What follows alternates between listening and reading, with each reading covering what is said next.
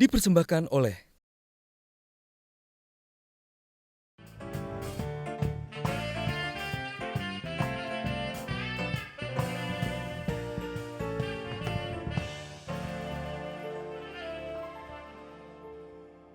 Kita lanjutkan tadi tentang stuntman atau peran pengganti tersebut.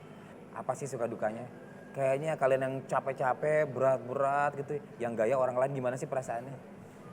Yang dapat kredit kan kalau orang awam mana tahu itu sih itu yang stuntman. Wah, jagoannya hebat nih kalau tuh. Prinsipnya tetap senang karena saya senang dengan adegan-adegan yang bahaya. Jadi kalau misalnya adegan itu saya lakukan one take sekali jadi itu satu kebanggaan buat saya. Nah, sebagai stunt koordinator bagaimana sih syarat dari seorang pemeran pengganti ini? Ya Gimana tuh? kriterianya orang itu harus punya fisik, stamina yang bagus. Kemudian yang perlu diperhatikan adalah konsentrasinya dia juga. Gitu. Kadang-kadang orang fisik bagus, stamina bagus, tapi daya konsentrasinya nggak bagus, itu yang malah bahaya. Karena dia nggak akan bisa ngontrol dirinya sendiri. Lalu sampai sejauh mana kita kan harus dalam pekerjaan ini pasti harus punya intuisi nih. Kira-kira feeling kita nih kalau untuk melakukan ini tingkat bahayanya seperti apa. Nah di faktor resiko seperti itu, pertimbangan seperti itu biasanya siapa yang melakukan negosiasi dengan director, dengan sutradara atau juga bisa memberikan bahwa ini mungkin dilakukan, ini tidak mungkin dilakukan. Ketika ada director minta adegan yang sulit, yang misalnya dia udah kasih contoh, terus saya lihat itu tidak akan memungkinkan, itu akan saya kasih tahu ke direkturnya. Jadi saya sebagai penengah, kita harus cari win-win solution.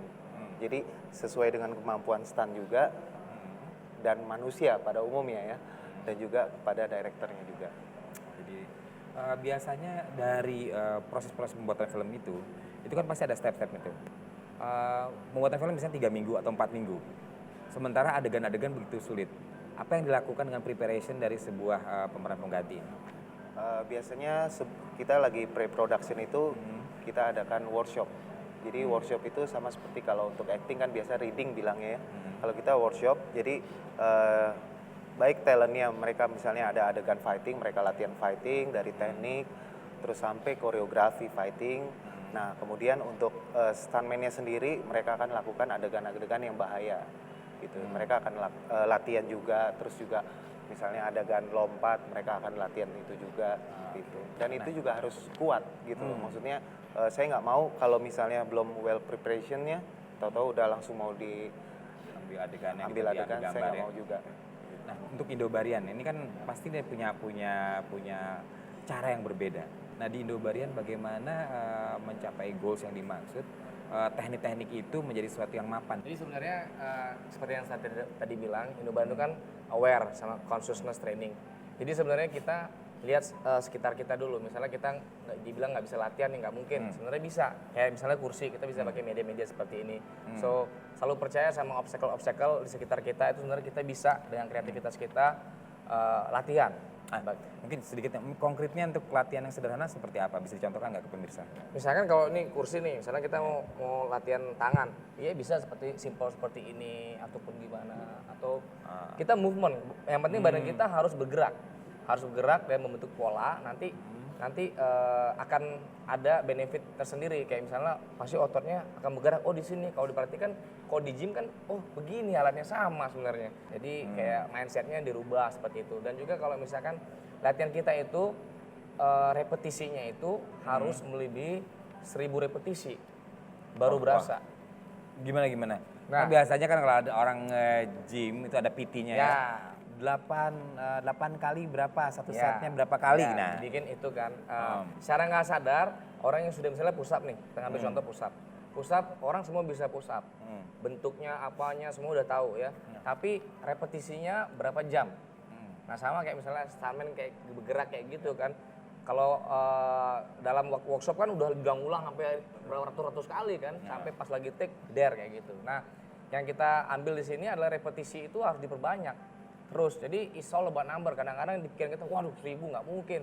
Tapi kalau udah latihan sama kita, 1000 tuh angka yang sangat biasa saja sebenarnya. Iya kayak gitu. Ya. Lalu untuk membentuk jiwa yang sehat, pertama kali kita harus membentuk juga badan yang sehat. Betul. Ibaratnya. Untuk bungkusannya, untuk casingnya. Iya. Nah, saya baca-baca tuh sempat ada harus diet juga. Iya. Tidak menggunakan yang mahal-mahal itu gimana tuh? Ya, jadi istilahnya kalau kita ngomong badan dan pikiran yang sehat pasti diawali dari pikiran ya. Jadi kita mesti aware. Nah di Nuban itu ada metode dietnya itu adalah alkaline. Basically alkaline itu adalah kita makan yang raw vegetable atau raw fruit seperti itu. Jadi kita aware badan kita itu sebenarnya mempunyai 2 tingkat keasaman, asam dan basa. Nah kalau basa lebih tinggi berarti posisi badan kita lagi sakit. Dan kebanyakan itu penyakit itu timbul karena apa yang kita makan tanpa disadari seperti itu. Setelah makanan nggak enak, pikirannya makin kacau, tambahlah jadi sakit. Wah, Jadi kayak gitu. Ini perlu kita tanya lagi tapi jangan kemana-mana, tetap di Indonesia, ide untuk Indonesia.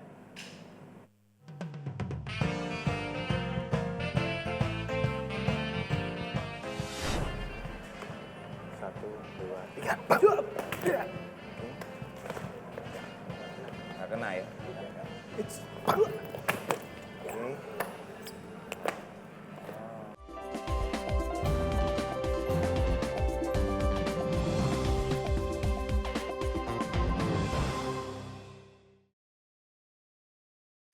Dipersembahkan oleh